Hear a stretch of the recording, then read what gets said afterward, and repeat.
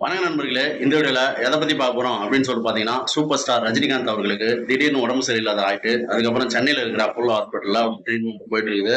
அவருக்கு உடம்பு சரியாயிடுச்சா? அவர் என்னைக்கு டிஸ்சார்ஜ் ஆவாரு? அதுக்கப்புறம் அவருடைய கூலி படத்துடைய ஷூட்டிங் எல்லாம் கலந்துக்குவாரா இல்லையா? அப்படின்ற மொத்த விஷயங்கள்லாம் இந்த வீடியோல நம்ம பாத்திரலாம்.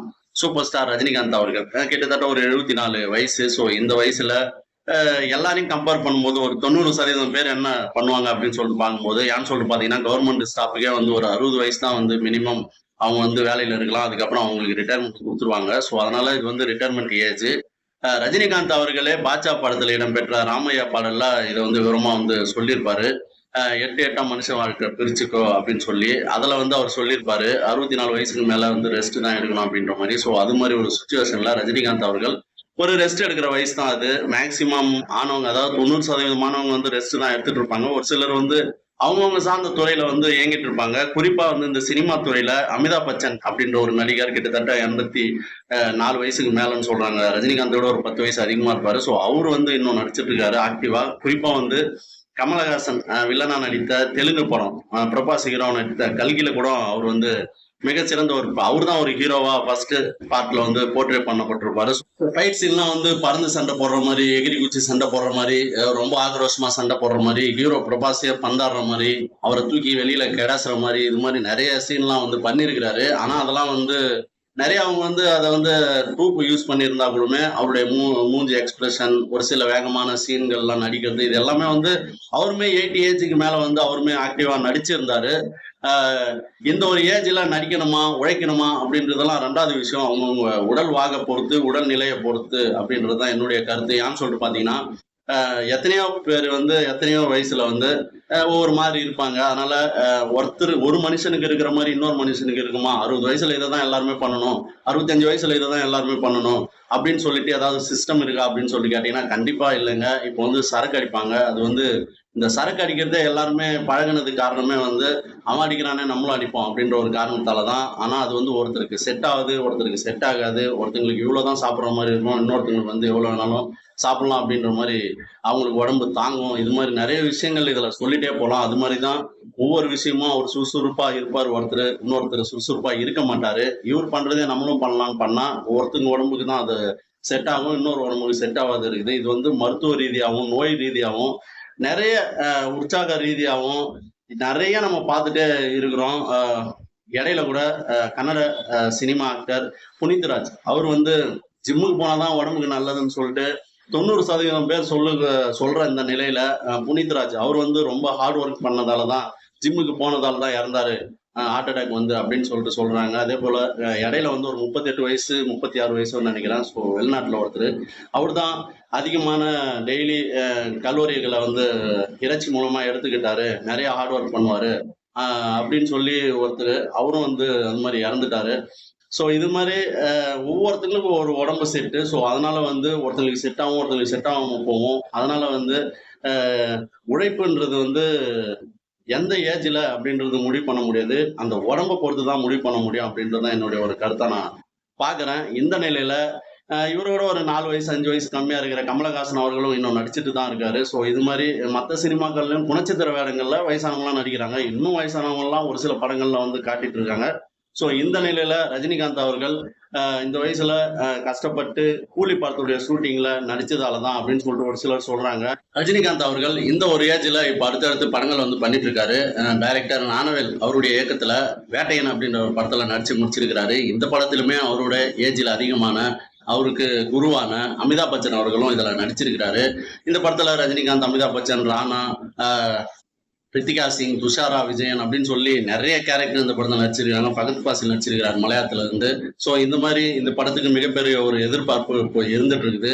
இந்த படம் வருகிற அக்டோபர் 10ஆம் தேதி வேல்விடா ரிலீஸ் ஆக போகுது. இந்த படத்துடைய டீசர், அதே போல இந்த படத்துடைய சாங்ஸ் எல்லாம் ரிலீஸ் ஆகி, அதுவும் மனசிலாயோ அப்படின்ற ஒரு சாங் வேற லெவலா ரீச் ஆயிருக்கு. இந்த படத்தினுடைய வெளிநாடு புக்கிங் எல்லாம் ஓபன் பண்ணி அமெரிக்கா உள்பட பல நாடுகள்ல இந்த படத்துக்கு வெறித்தனமான ஒரு புக்கிங் இருக்கு. நிறைய கட்டுக்கட்டா டிக்கெட்லாம் வாங்கிட்டு போற வீடியோக்கள், அந்த போட்டோ இதெல்லாமே ரிலீஸ் ஆகி ரசிகர்களிடையே பெரிய வரவேற்பு பெற்றிருக்கிற நிலையில இப்போ சென்னையில அதாவது தமிழ்நாட்டுல இந்த படத்துடைய புக்கிங் இந்தியாவில், குறிப்பா இந்தியாவில் இந்த படத்துடைய புக்கிங் நெக்ஸ்ட் வீக் ஓப்பன் பண்ணுவாங்க. குறிப்பா ஒரு 5 நாளைக்கு முன்னாடி தான் இங்க ரிசர்வேஷன் ஸ்டார்ட் பண்ணுவாங்க. ஸோ வெளிநாடுகள்லாம் எப்போ ஒரு மாசத்துக்கு முன்னாடி இல்ல 20 நாளைக்கு முன்னாடி அது மாதிரி ஓப்பன் பண்றாங்க. அதனால அங்கெல்லாம் ஓப்பன் ஆகி அந்த புக்கிங்லாம் வெறித்தனமா போயிட்டு இருக்கிறதா டெய்லியும் தகவல்கள்லாம் வந்துட்டு இருக்கிற நிலையில அடுத்ததா ரஜினிகாந்த் அவர்கள் லோகேஷ் கனகராஜ் அவருடைய இயக்கத்துல சன் பிக்சர்ஸ் தயாரிப்புல கூலி அப்படின்ற ஒரு படத்துல நடிச்சிட்டு இருக்காரு. அனிருத் இசையமைக்கிற இந்த படத்துல ரஜினிகாந்த் கூட உபேந்திரா, அதுக்கப்புறம் நாகார்ஜுனா உள்பட நிறைய நடிகர்கள் இந்த படத்துல நடிக்கிறாங்க அப்படின்ற தகவல்களும் வந்த வண்ணம் இருந்துட்டு இருக்குது.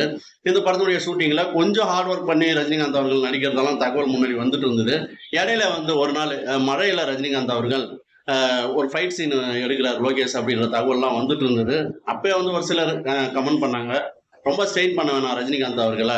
ஏன்னு சொல்லிட்டு பாத்தீங்கன்னா ஒரு 10 வருஷமாவே அவர் ஒரு பூ போலதான் எல்லாம் பார்த்துட்டு இருக்கிறாங்க. ஸோ அது மாதிரி ஒரு சுச்சுவேஷன்ல ரஜினிகாந்த் அவர்கள் அவரை வருத்தக்கூடாது அப்படின்ற மாதிரி ஒரு சிலர் சொன்னாங்க. அதையும் தாண்டி இந்த ஒரு ஃபைட் சீன்லாம் மழையில் நனைஞ்சதுக்கு அப்புறம் என்னாச்சு அப்படின்னு சொல்லிட்டு பார்க்கும்போது அவருக்கு ஏதோ ஒரு பிரச்சனை ஏற்பட்டிருக்குது அப்படின்ற தகவல்லாம் வந்தது.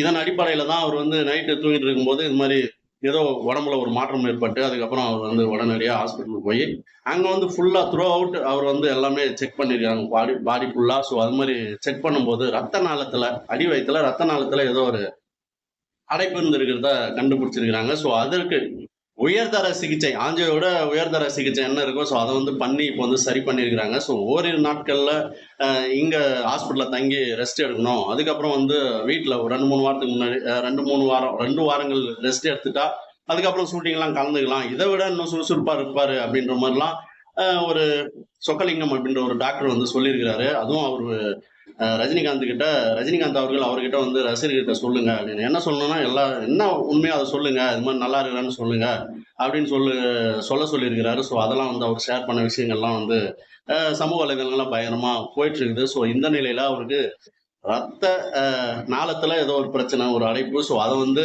மிகச்சிறந்த முறையில் அவங்க உயர்ந்த மருத்துவ சிகிச்சை மூலமா அவங்க சரி பண்ணிட்டாங்க. முன்னாடி இருந்ததை விட இப்ப சூப்பரா ஆயிட்டாரு, சூப்பரா திரும்பி வந்துருவாரு அப்படின்ற மாதிரி தகவல்லாம் சொல்லிட்டு இருக்கிறாங்க. ரஜினிகாந்த் அவர்கள் சீக்கிரத்துல அதாவது இன்னைக்கு இல்ல நாளைக்கு வீடு திரும்பிடுவாரு அப்படின்ற மாதிரி தகவல்லாம் வந்திருக்கு. நேத்து அப்போலோ ஹாஸ்பிட்டல் அவங்க பிரஸ் ரிலீஸ் பண்ணியிருந்தாங்க ரஜினிகாந்தோடைய உடல்நிலை எப்படி இருக்கு அப்படின்னு சொல்லிட்டு. அவங்களே அபிஷியலா இது மாதிரி ஒரு ரத்த நாளத்துல ஒரு அடைப்பு இருந்தது, அது உயர்தர சிகிச்சை மூலமா சரி பண்ணிட்டோம். அவங்க இன்னைக்கு இல்லைன்னா நாளைக்கு அதாவது ஒரு 2 நாள் கழிச்சு அவர் வீட்டுக்கு போயிடுவாரு அப்படின்ற மாதிரி அவங்க தகவல் கொடுத்திருந்தாங்க. அதுக்கப்புறம் இன்னும் எந்த ஒரு பிரஸ் ரிலீஸும் வரல. ஸோ அங்கேயும் ஹாஸ்பிட்டல்லயும் அவர் நல்லா இருக்கிறன்ற மாதிரி ரொம்ப நம்பிக்கையா சொன்னதால அங்க ரசிகர்களும் அந்த ஹாஸ்பிட்டல்லாம் கூடல. ஸோ அவங்க அதாவது ரொம்ப தைரியமா சொல்லும் போது என்ன பண்ணுவாங்க, ஏன்னா இந்த விஷயங்கள்லாம் தெரியாத ரசிகர்கள் தான் ஒரு சிலர் வீடியோ எல்லாம் போட்டுட்டு இருக்காங்க, அவங்களுடைய அந்த வேண்டுதல்களை தெரிவிச்சிட்டு இருக்காங்க. ஒரு சிலர் அழுதுட்டு, தாய்மார்கள்லாம் அழுதுட்டு அவங்களுடைய வீடியோக்களை ஷேர் பண்றாங்க. ஆனா ரொம்ப தெளிவா தெரிஞ்சதுக்கு அப்புறம் எதுக்கு இது மாதிரி பண்ணணும் அப்படின்ற மாதிரி நிறைய ரசிகர்களுக்கு விஷயங்கள் தெரிஞ்சிருக்குது. ரஜினிகாந்துக்கு ஒன்றும் உடல்நிலை ரொம்ப நார்மலா தான் இருக்குது அப்படின்ற மாதிரி விஷயங்கள்லாம் நல்லா தெரிஞ்சதால நிறைய பேர் அமைதிக்காகிறாங்க. ஸோ அதனால ரஜினிகாந்த் அவர்களுக்கு இப்ப எந்த பிரச்சனையும் இல்லை, அவர் சரியாயிட்டு மீண்டும் வந்துருவாரு. அதற்குள்ளே இவர் இன்னும் 2 வாரம் கழிச்சு இந்த அக்டோபர் 15ஆம் தேதி கூலி படத்துடைய ஷூட்டிங்ல மீண்டும் கலந்துக்குவாரு அப்படின்ற மாதிரிலாம் தகவல் சொல்றாங்க. ஆனா ரஜினிகாந்த் அவர்கள் இனிமேல் சினிமா நடிக்கணுமா அப்படின்னு சொல்லி கேட்டீங்கன்னா கண்டிப்பா அவர் நடிக்க தான் ஆசைப்படுவார்ன்ற மாதிரியும் தகவல் சொல்றாங்க. அதே மாதிரி நிறைய ரசிகர்கள் அவர் நடிக்கணும், இருக்கிற வரைக்கும் அவர் சினிமாவில் நடிக்கணும் அப்படின்ற மாதிரி நிறைய பேர் விருப்பப்படுறாங்க. நிறைய பேர் உடல் நலம் பார்க்கணும் அப்படின்ற மாதிரியும் சொல்றாங்க. ஆனா ரஜினிகாந்த் என்ன முடிவு எடுப்பார் அப்படின்றதும் தெரியல. ஏன்னா அவருக்கு முன்னாடி சூப்பர் ஸ்டார் அந்த ஒரு அமிதாப் பச்சன், ஸோ அவர் இன்னமும் நடிச்சிட்டு இருக்காரு அந்த ஒரு ஏஜ்ல. ஸோ இவருக்கு இவரோட ஒரு 10 வயசு அதிகமா இருப்பாரு. ஸோ அவரு கணக்கு பண்ணும்போது இவரும் அதையும் நம்ம பண்ணக்கூடாது அப்படின்ற ஒரு முடிவுல தான் இருப்பாரு. ஆனா உடம்ப பார்த்து அவர் நடிக்கணும். கூலி படத்துடைய ஷூட்டிங் டைம்ல இது மாதிரி ஆகணும் அப்படின்ற மாதிரி ஒரு விஷயம் இருந்தா அது ஆயிருக்குது. ஆனா இதுல லோகேஷ் கனகராஜ் தான் வருத்திட்டாரு, அவர் தான் கஷ்டப்படுத்திட்டாரு ரஜினிகாந்த் அவர்கள் அப்படின்ற ஒரு தகவல் எல்லாம் ஏற்க முடியாது. அது அந்த டைம்ல அப்படி பண்ணிருப்பாங்க. எல்லாருக்குமே அவர் எந்த ஏஜ்ல இருப்பாரோ அந்த ஏஜ் தானே பார்ப்பாங்க. இப்ப லோகேஷ் கனகராஜ் மட்டும் அவர் என்ன வருத்த போறாரு, அவர் வருத்த மாட்டாரு. ஆனா அவருடைய சினிமா பாணிக்கு எப்படி காட்சிகள் வரணுமோ ஸோ அது வரைக்கும் வேணா ட்ரை பண்ணிருப்பாங்க. மற்றபடி ரொம்ப ஸ்ட்ரெயின் பண்ணிருப்பாங்களான்னு கேட்டா அவரும் மனுஷர் தாங்க. அவர் மட்டும் எப்படிங்க ரஜினிகாந்தை கஷ்டப்படுத்துவாரு அப்படின்ற ஒரு விஷயமும் பார்க்கப்படுது. ஸோ அதனால கஷ்டப்படுத்தி இருக்க மாட்டாரு. ஆனா இந்த டைம்ல இது மாதிரி ஒண்ணு ஆனதால இப்போ எல்லாருமே இதை மேட்ச் பண்ணி லோகேஷ் கனகராஜ் அவர்கள் தான் இது மாதிரி வருத்திட்டாரு, ஸோ அதனாலதான் இது வந்தது அப்படின்ற மாதிரி நிறைய பேர் ஒட்டிட்டு இருக்கிறாங்க. ஸோ அதுல உடன்பாடு இல்லாம தான் நான் சொல்றேன். அதே போல அவர் மீண்டும் கூலி படத்தினுடைய ஷூட்டிங்ல கலந்துக்கிட்டா இன்னும் ஒரு கவனமா இருந்து அவர் நடிக்கணும். அதே மாதிரி அவர் அடுத்தடுத்த படங்களும் நடிச்சா அது மாதிரி உஷாரா நடிச்சு அவர் வந்து இருக்கிற வரைக்கும் சினிமாவில் நடிக்கணும்னு ஆசைப்பட்டாரா, அவர் உடம்ப பார்த்துக்கிட்டு பத்திரமா நடிக்கணும். ஏன்னு சொல்லிட்டு பார்த்தீங்கன்னா, இன்னைக்கும் அவருடைய ரேஞ்ச் வந்து வேறையா இருக்கு. இன்னைக்கும் அந்த 1, 2, 3 அந்த ஒரு கவுண்டிங்குள்ள தான் இருக்கிறார் ரஜினிகாந்த் அவர்கள். ரொம்ப உச்சத்திலேயே இருக்காரு. இந்த ஒரு ஏஜ்ல எந்த ஒரு நடிகரும் இந்தியா மட்டும் இல்லாம உலக சினிமாவிலே இல்ல. யாருமே இந்த ஒரு ஏஜ்லயும் நம்பர் 1 ஹீரோவா அந்த ஒரு நம்பர் திரிக்குள்ள யாருமே வர்றதில்ல. ஸோ அத வந்து ரஜினிகாந்த் அவர்கள் மட்டுமே வந்து கடவுள் வந்து குடுத்திருக்கிறாரு. அது வந்து ஒரு அதிசயமான ஒரு விஷயம். ஸோ இதெல்லாம் ஒரு பக்கம் போயிட்டு இருக்குது. நேத்தே வந்து நெறைய பேர் வந்து அவருக்கு சீரியஸா இருக்காரு, அப்படி இருக்காரு, இப்படி இருக்காரு அப்படின்னு நெறைய பேர் வந்து உருட்டி இதுலயும் வந்து டிஆர்பி ஏத்துறது, அப்புறம் சமூக வலைதளங்கள்ல அவங்களுடைய டிபிய வச்சு நெறைய விஷயங்கள வந்து இது பண்றது. இதுலயும் வந்து சம்பாரிச்சுக்கலாம். அவரு உடம்பு சரியாகி வர்றதுக்குள்ள அப்படின்ற மாதிரியும் நெறைய விஷயங்கள வந்து பண்ணாங்க. அதேபோல நெறைய பேர் வந்து இது வந்து வேட்டையன் படத்தினுடைய ப்ரமோஷனுக்காக பண்றாருன்ற மாரி தெரிஞ்சவங்க, தெரியாதவங்க, பெரிய மீடியா, சின்ன மீடியா, அப்புறம் ரசிகர்கள், வேற ரசிகர்கள், வேற நடிகருடைய ரசிகர்கள் அப்படின்னு சொல்லி மாத்தி, மாத்தி, மாத்தி அந்த விஷயங்களும் வந்து போட்டு, போட்டு, போட்டு மாத்தி தாக்குனாங்க. ஸோ இந்த நிலையில ரஜினிகாந்த் அவர்கள் இன்னைக்கு இல்ல நாளைக்கு வந்து டிஸ்சார்ஜ் ஆயிடுவார்ன்னு எதிர்பார்க்கப்படுது. அதுக்கப்புறம் ஒரு ஓரிரு வாரங்கள் ரெஸ்ட் எடுத்துட்டு ஒரு கூலி ஷூட்டிங்ல கலந்துக்குவார் அப்படின்ற அப்டேட்டும் வந்துட்டு இருக்குது. இந்த நிலையில ரஜினிகாந்துடைய வேட்டையன் படம் அக்டோபர் 10ஆம் தேதி வரப்போகுது. அந்த படத்துடைய ட்ரைலர் இன்னைக்கு வரப்போகுது. தமிழ், கன்னடா, தெலுங்கு, ஹிந்தி எல்லா மொழிகள்ல இன்னைக்கு ரிலீஸ் பண்ண போறாங்க. ஏற்கனவே அந்த ப்ரிவியூக்கே நல்ல ஒரு ரெஸ்பான்ஸ் இருந்தது. 1 கோடி பார்வையாளர்களை தமிழ்ல மட்டும் கடந்திருக்கு. அதே போல மற்ற மொழிகள்ல ஹிந்தி, கன்னடாவிலையும் ஹிந்தி, தெலுங்குல வந்து 1 மில்லியன் வியூஸ் தாண்டி போயிருக்கு. இன்னைக்கு வந்து ட்ரைலர் வந்து எல்லா மொழிகளிலும் ரிலீஸ் ஆக போகுது. அதுல பெருசா ஒண்ணும் இல்லை. அந்த ஒரு ப்ரிவியூல ரஜினிகாந்த், அமிதாப் பச்சன் இவங்க 2 பேருமே ஃபோக்கஸ் பண்ண மாதிரி இருந்தது. ஆனா எந்த ஒரு ட்ரைலர்ல அப்படி இருக்காது. என்ன கதை, எதை பத்தி சொல்ல வருது, டீட்டெயிலிங் என்ன அப்படின்ற ஒரு விஷயத்த வந்து இதை போர்ட்ரே பண்ணும். இதுக்கு மேல இன்னொரு வேற மாதிரியான ஒரு வரவேற்பு இந்த படத்துக்கு ஏற்படுறதுக்கு இந்த ஒரு ட்ரைலர் வந்து ரீசனா இருக்கும் அப்படின்னு சொல்லிட்டு நான் எதிர்பார்க்கிறேன். வெளிநாடுகள்ல புக்கிங் எல்லாம் வெறித்தனமா போயிட்டு இருக்குதான். ஆனா இந்த லெவல்ல இந்த ஒரு ட்ரைலர் தான் அந்த விஷயத்த தூண்டும் அப்படின்னு சொல்லிட்டு நான் எதிர்பார்க்கிறேன். ஸோ வெயிட் பண்ணி பார்க்கலாம். இந்த ட்ரைலர் இன்னைக்கு ஈவினிங் 5 இல்ல 6 மணிக்கு வரும்னு சொல்லிட்டு நான் நினைக்கிறேன். ஏன்னு சொல்லிட்டு பாத்தீங்கன்னா இது வரைக்கும் அந்த டைம் வந்து இவங்க அப்டேட் பண்ணல. அதனால இன்னைக்கு வந்து அந்த ஒரு டைம் வந்து அவங்க ரிவீல் பண்ணுவாங்க மதியத்துக்குள்ள. அதே மாதிரி இன்னைக்கு ரஜினிகாந்த் அவர்கள் டிஸ்சார்ஜ் ஆனார்னா கூடுதலா வேற லெவலான ஒரு பிளஸ் வந்து ரஜினி ரசிகர்களுக்கும் சினிமா ரசிகர்களுக்கும் அப்புறம் தமிழ்நாட்டு மக்களுக்கும் வந்து பிடிக்கும். ரஜினிகாந்த் அவர்கள் டிஸ்சார்ஜ் ஆனதுக்கு அப்புறம் இந்த ஒரு ட்ரைலர் வந்ததுன்னா இன்னமும் எல்லாருமே கொண்டாடுவாங்க. ஸோ அவர் இருக்கும்போது அவரு இன்னைக்கு வருவாரா இல்ல நாளைக்கு வருவாரான்னு தெரியல. ஆனா அந்த ட்ரைலர் இன்னைக்கு வந்து வந்துரும். அடுத்தடுத்த பணிகள்ல இந்த படத்தினுடைய ரிலீஸ் பணிகள்ல லைக்கா வந்து நல்லா மும்முரமா இருக்கிறதால ரஜினிகாந்த் அவர்களுக்கு உண்மையாவே வந்து நார்மலா இருக்காரு. அவர் வந்து இன்னைக்கு இல்ல நாளைக்கு வந்துருவாரு அப்படின்ற ஒரு நம்பிக்கை வந்து நேத்துல இருந்தே எல்லாருக்குமே இருக்கு. ஏன்னு சொல்லிட்டு பாத்தீங்கன்னா வேட்டையன் படத்தினுடைய அடுத்தடுத்த அப்டேட் அவங்க விடுறதால இது வந்து ரஜினிகாந்த் அவர்கள் நார்மலா தான் இருக்காரு அப்படின்ற ஒரு விஷயத்துக்கு நம்ம போக முடியுது. அதனால ரஜினிகாந்த் அவர்கள் சீக்கிரம் வீட்டுக்கு வந்துருவாரு. இன்னைக்கு இந்த ட்ரைலர் எப்படி இருக்க போகுது, இன்னும் இந்த வேட்டையன் படம் 1000 கோடியை வந்து அடிக்குமா? ஏன்னா தமிழ் சினிமாவில் மட்டும்தான் அந்த ஒரு குறை இருக்குது. நமக்கு இங்க சென்னை தான் வந்து தமிழ்நாடு தான் எல்லா அதாவது சவுத் இந்தியா திரைத்துறைக்கே வந்து முக்கியமான ஒரு ஆரம்ப புள்ளி. இங்கதான் எல்லா சினிமாக்களும் எடுக்கப்பட்டது. கன்னடா, தெலுங்கு, மலையாளம் சினிமாக்கள்லாம் இங்கதான் ஆரம்பிக்கப்பட்டது. இங்கதான் ப்ரொடியூசர் இருந்தாங்க, இங்கதான் சங்கம் இருந்தது. இது எல்லாமே வந்து அதுக்கப்புறம் சுதந்திரத்துக்கு அப்புறம் தனித்தனி அவங்க ஊடி கொண்டு போயிட்டாங்க. ஸோ அந்த அளவுக்கு இன்னைக்குமே தென்னிந்திய திரைப்பட சம்மேளனம் அப்படின்ற ஒரு அமைப்புலாம் இன்னுமே அதே பேர்ல இயங்கிட்டு இருக்குது. ஸோ அந்த அளவுக்கு தமிழ்நாடு தான் எல்லாருக்குமே ஒரு சினிமாவை பொறுத்த அளவுக்கு தாய் வீடு மாதிரி. ஸோ அந்த நிலையில இன்னைக்கு தெலுங்கு சினிமாவும் 1000 கோடிய ஒரு சில படங்கள் அடிச்சிருக்கு. அதே போல கன்னட சினிமா ஒரு 10 இயர்ஸுக்கு முன்னாடி எல்லாம் பாத்தீங்கன்னா ஒரு 50 படங்கள் தொடர்ந்து ஃபெயிலரு அப்படின்னு சொல்லி எல்லாம் தகவல் வந்து கன்னட சினிமாவே ரொம்ப ஒஸ்ட்ன்ற மாதிரிலாம் தகவல்லாம் சொல்லியிருந்தாங்க. அப்படி ஒரு இருந்த ஒரு சினிமா இன்னைக்கு வந்து 1000 கோடி அசால்ட்டா ஒரு படம் அடிச்சிருச்சு. கன்னட சினிமாக்களுக்கு நல்ல வரவேற்பு கிடைச்சிட்டு இருக்குது. அங்க வந்து ஒரு 2 படங்கள் வேற லெவலா போயிருக்குது. ஸோ இந்த நிலையில தமிழ் சினிமா வந்து பின்தங்கி இருக்குது அப்படின்ற மாதிரி தகவல்லாம் அங்க இருக்குது. விஜய், ரஜினி இவங்களுடைய படங்கள் மட்டுமே 600 கோடி அளவுக்கு வந்து வசூல் பண்ணியிருக்கு. 1000 கோடி இன்னும் வந்து அந்த படமும் தொடல. தளபதி விஜயனுடைய கோட் படமாவது 1000 கோடி அடிக்கும்னு சொல்லிட்டு எதிர்பார்க்கப்பட்ட நிலையில அந்த படமும் வந்து ஏமாத்திருச்சு அப்படின்ற மாதிரிதான் தகவல் வந்துட்டு இருக்குது. அதனால இந்த வேட்டையன் இல்ல ரஜினிகாந்துடைய கூலி படம் தான் அந்த சாதனையை சமன் செய்யும், இல்ல அந்த சாதனையை பண்ணும், 1000 கோடிக்கு மேல அடிக்கும் அப்படின்ற மாதிரி தகவல்லாம் சொல்லிட்டு இருந்த நிலையில இப்ப ரஜினிகாந்த் அவர்களுக்கு இப்படி ஒரு விஷயம் ஏற்பட்டது வந்து எல்லாருக்குமே வந்து ஒரு ஏமாற்றமா இருந்தது, ரொம்ப ஃபீலிங்கா இருந்தது. இப்போ வந்து அவர் சரியாயிட்டு மீண்டு வந்துடுவாரு, ஒரு 2 நாள்ல டிஸ்சார்ஜ் ஆயிடுவாருன்னு எல்லாருக்குமே வந்து ரொம்ப சந்தோஷமா இருக்குது. இந்த நிலையில ரஜினிகாந்த் அவர்கள் மீண்டு வந்து கூலி படத்தை முடிச்சு இந்த வேட்டைனா இல்ல இந்த கூலியா ஏதோ ஒரு படம் ரஜினிகாந்த் தமிழ் சினிமாவுக்கு இன்னொரு பெருமை சேர்க்க போறாரு.